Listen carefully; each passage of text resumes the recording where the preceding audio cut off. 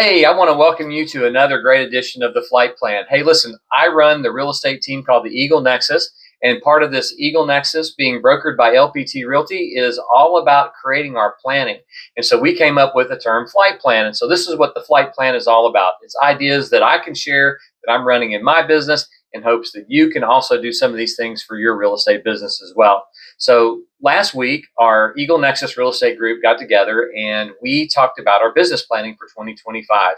And during this meeting, I kind of looked at a couple different things that was going around the room, and I came up with my three primary lead sources that I'm going to focus in on 2025.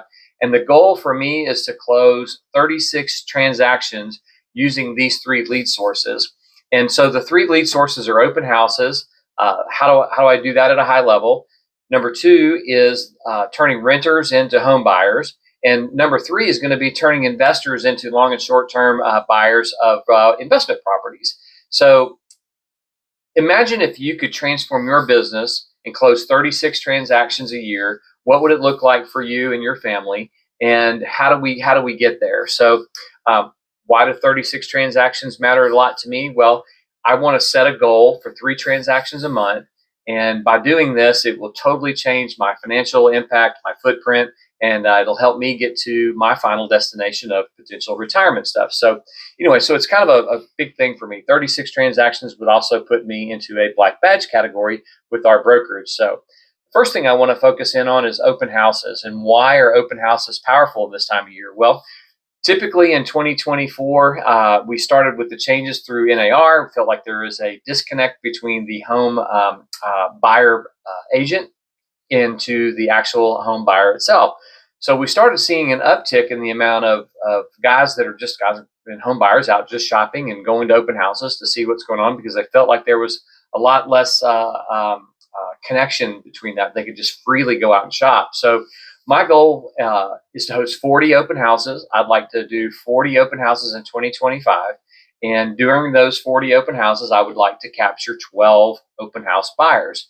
So how do you do that? Well, preparation is really key. I want to make sure that we're picking number one, really nice homes to open, whether there are current listings or some others. We want to do it in a specific farm or a community that we have some consistency and all that. So people that are out shopping in multiple times will see me not only once, but twice, possibly 3 or 4 times as they're out going around, and we can start to work on gaining that level of trust.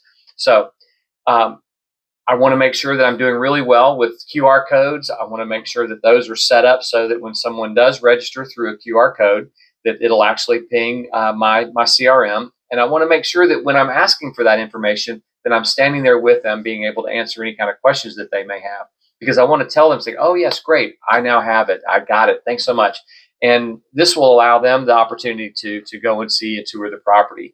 I think it's important to make sure people are aware that your sellers, you included, want to make sure that we're ensuring their safety and the safety of the homeowner. So it's important that they fill out this recognition that they're there.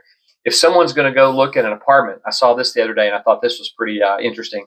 If somebody's going to go look at an apartment, they have to show their ID, they scan it, they sign something. There's no reason why someone coming to look at an open house shouldn't have to do the same thing. It doesn't obligate anybody to anything. It just verifies who they are. They're actually touring somebody's home, and it's important to know who those folks are. So anyway, we want to make sure that we're doing that. The third thing is a good follow-up system. Once they fill out that QR code information, they get into our CRM. We want to make sure we've got good follow-up campaigns. Drip stuff, drip them. First of all, you want to thank them for coming to the open house, creating the right video content. This will be huge so that you can follow up at a higher level and actually get to continue to build on that and work on those relationship types things. So in order to maximize the open houses, I want to make sure that with everybody there, I'm engaging in good conversations. I'm sharing the collateral that we have from LPT. I want to make sure that they're aware of what the buyer obligations are, the seller obligations are. I want to make sure that they have all these great tools that LPT is offering. I want to make sure that my open house store is set up to where if they need anything, I can give it to them. I also want to partner up with Listings to Leads because I think this is a really great tool as well. The QR code will be tied from Listings to Leads. Once they fill that out, Listings to Leads will capture it. It will also go into our CRM. And the most important piece about that is the follow-up. So once we put them into the right drip campaign, following up, inviting them to not only see that the thank yous, but also inviting them to come and tour other properties, because you can set up an auto search that are very similar to the home that you're hosting, because it's probably something that they're interested in. So you can start off with that. The second thing I want to focus in on is turning renters into home buyers. Now, we've seen an enormous number of people making the decision to turn into rentals versus purchasing a property. So the number of apartment tenants are available, the number of people looking at and renting one to four family property, single family homes is huge. I think those are two really great sources from a farming perspective. So imagine if you went and found in the area that you want to farm 10 to 12 apartment communities, apartment complexes, and you did some research and you found the addresses to all of those deals. I mean, maybe you go in and you ask the sales consultants, hey, can you give me a property address list? Maybe do some things for them, do some investor seminars, do some buyer seminars. Some of these apartment complexes are open to that because they feel like that's something that it's an added value to their tenants, and they recognize that they're there on a rental basis. They're not going to live there forever, and they're not buying anything, and that could create additional exposure for the apartment complexes, because now you're going to share some of these things with others, and you might be able to create some opportunities for some referrals. So if somebody is looking for an apartment, you can refer them back to those sales consultants. So the apartments are huge because that could give you an instant database of, if you've got an apartment complex that has 400, 500, 600 actual doors, that's a great sourcing from all of that. And a high percentage of those are actually going to be moving within the year, because that's obviously they sign 1-year leases for the majority of them. Some are smaller, they're even shorter term than that, but you've got to connect with them. And my goal is to connect with inside those apartment farms at least quarterly, so that I'm possibly touching everybody that's there.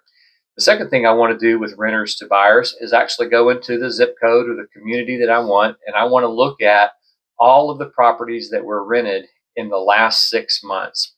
And by doing that, I want to go and say, okay, if I've got the last 6 months, I now have an opportunity, majority of those are 1-year leases, is that I can start that process of developing the programs for the next 6 months and converting them into, I want to start showing them ideal properties. Now, keep in mind, this is going to be a mailer.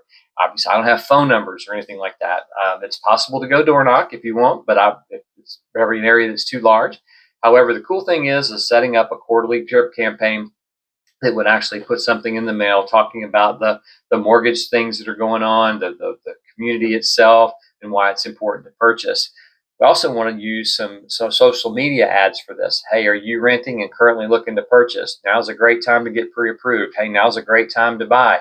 Hey, there's some tremendous deals. Take whatever's happening in the market, create those social media ads targeting specifically to people that are currently renting. And I feel like that's going to be another big deal. And I'd like to close 12 properties, one a month, converting somebody who is a current renter and turning them into a buyer. And I feel like the features of the benefits of owning a home can be really huge. Talk about some of the things that you can't do, what's limited in an apartment, what's limited in a house that doesn't belong to you. Are you looking to have a pet? The only way to have a really cool pet sometimes is to own your own home, because some people are in rentals where they don't allow that. So once you get them into your system, create QR codes as you're sending to them, find out more about purchasing a property, put them into your CRM, and we want to create a really, really good drip campaign for that. And that's probably something that I'll talk about here in a little while, is the right drip campaigns and the amount of information that you want to get to them. But we're gonna create a right drip campaign for that. The third thing, and the last thing we want to talk about today, is I want to talk to my home investors. I'm going to go through my sphere of influence, and I want to send out emails to discover who would be interested in either a short-term or a long-term rental. Now, the fix and flippers, that's a different type of home investor, but my focus in 2025 is the long-term investor, and whether they're buying for the long-term tenant or they're buying long-term for the short-term Airbnb style type thing. So I feel like if I go through these enough, there could be potential for repeat business. But again, my goal is one transaction a month. So I would like to sell 12 properties to home investors over the next 12 months. I feel like this can be an excellent way, because there's still a tremendous number of people that can't find properties, and that they can't find properties, they're resorting to rentals. Now, imagine if you had somebody that's got some cash sitting on the sidelines. and they're like, hey, I don't want to invest until you find me a tenant. But now you can go to them and say, I have a tenant. He's interested in purchasing long term, or they're interested in renting for short term, and they would love for you to buy that property. So those are some things that you can do as far as finding potential people outside your sphere of influence. This is where I want to create some social media advertisements for that, creating the reasons why an investor would want to invest in my particular market. What's been the return on investment for an investor over the last 3 years, 5 years, 10 years? That's the type of data that I want to start sharing socially. You can do that by going in and finding out current rental properties today. You can do an archive search. You can go back and see what that particular investor bought that home for, and then go back in time, go back 10 years and see what the home was worth and why it would be important to put a projection. It's just a projection. But think about if a home today is worth $250,000, someone could cash flow a little bit, also have some appreciation, but in 10 years, a $250,000 home could be worth, let's just say 300, 325, whatever it may be. Obviously, there's some additional investment into the property, but that appreciation is what some people are actually looking for as well. So two big areas where I feel like I can do this are going to be LinkedIn and BiggerPockets. So I want to spend a little bit more time on LinkedIn looking at different guys who are working at the professional level who could potentially have the ability to pull some cash out of a retirement fund or some type of a special fund that they may have and convert that into residential real estate. So I think those are huge. So if someone is going to be focused on the long-term play that's going to put someone, we want to talk about cash flow, rate of appreciation. For the short term, we want to talk about where that could be the high demand. And if that's the case, we want to make sure it's close to the high areas of need. Could be close to hospitals. I think Airbnbs are going to be huge that are located near hospitals because people that are getting sick and might need a couple extra days of stay could be a very powerful way to do that. So with those three things, I want to position myself as a resource. I want to make sure that people are aware of what my niche is going to be in 2025. And I want to just make sure I'm setting out my monthly goals. So those three lead sources, I've created my 135. My number one piece is 36 transactions from this. The three lead sources are open house, renters to buyers, and investors. And then I'm going to create the top 5 things to do for each of those three sources. And we'll dive a little bit deeper into that down the road. But anyway, I'm grateful for you to kind of come and hang out with me. That's where I'm going to get my 36 transactions for 2025. If you'd like to learn more, collaborate, mastermind around these three topics, say I'm happy, send me a note, and let's get together and make sure that we all can win in 2025. We want to fly like an eagle. Our flight plan is ready, and I hope you guys have a great holiday, and I'll be back in January with some more flight plans coming to you for actually be season 2. We got through 24 of our videos here in 2024, and so next year we're going to do 25 of them in 25. Anyway, have a great day, and fly like an eagle. Take care.